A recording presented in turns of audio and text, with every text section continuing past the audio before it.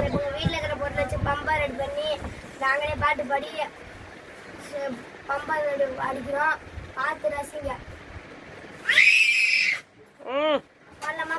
கலப்புங்கள்.